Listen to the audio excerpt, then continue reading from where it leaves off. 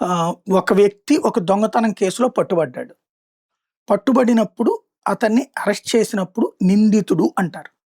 ఆ తర్వాత అతని దగ్గర నుంచి దర్యాప్తు చేసి, అతని దగ్గర ఉన్నటువంటి డబ్బులు రికవర్ చేసి, ఇదంతా కోర్ట్‌లో సబ్మిట్ చేసి, చార్జ్ షీట్ వేసి, ఆ తర్వాత విచారణ సందర్భంగా కోర్టు అతను తప్పు చేశాడని నిర్ధారించితే, అప్పుడు జైలు శిక్ష వేస్తే అప్పుడు నేరస్తుడవుతాడు. అప్పటిదాకా నిందితుడిని నేరస్తుడు అని పోలీసులు సంబోధించడానికి వీల్లేదు. మనం సంబోధించడానికి వీల్లేదు. మీడియా సంబోధించడానికి కూడా వీల్లేదు.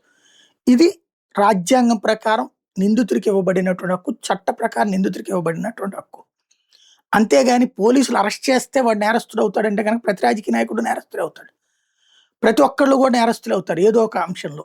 కాబట్టి ఈ విషయంలో పోలీసులు ఏం చేస్తున్నారు ఈ మధ్య కాలంలో అత్యుత్సాహం ప్రదర్శించేసి అంటే వీళ్ళకి అక్కడ ఉన్నటువంటి రాజకీయ ఎజెండాల ప్రకారం మాట్లాడుతూ ఉండడం, నిందితుల్ని నేరస్తులుగా చూపుతున్నటువంటి వేళ అనేక రాష్ట్రాలలో అట్లాగా అభియోగాలు మోసి పరువు పోయి ఆ తర్వాత కేసులు కొట్టివేయబడినట్టు తర్వాత కొంతమంది కేసులు వేశారు. కొంతమంది కేసులు ఇంకా విచారణ జరుగుతుండగానే కేసులు వేశారు. పోలీసులు ముందే ట్రయల్ చేసి వస్తున్నారు.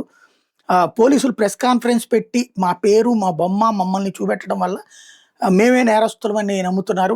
తర్వాత మేము నిర్దోషిగా బయటపడ్డా సరే చివరికి పోలీసుల వెర్షన్ కారణంగా మేము ఇరుక్కుపోతున్నాం అంటూ అనేక రాష్ట్రాల నుంచి అనేక మంది కేసులు సవాలు చేస్తూ సుప్రీంకోర్టులో వేస్తే సుప్రీంకోర్టు ఇప్పుడు ఒక ఏది వాళ్ళ లాయర్తోనే ఒక పుస్తకం అంటే నిందితుల గురించి అరెస్ట్ చేసినప్పుడు ప్రెస్ కాన్ఫరెన్స్ పెట్టినప్పుడు పోలీసులు ఏం చెప్పాలి ఎలా చెప్పాలి అన్నటువంటి ఒక పుస్తకం తయారు చేయించి ఇచ్చింది.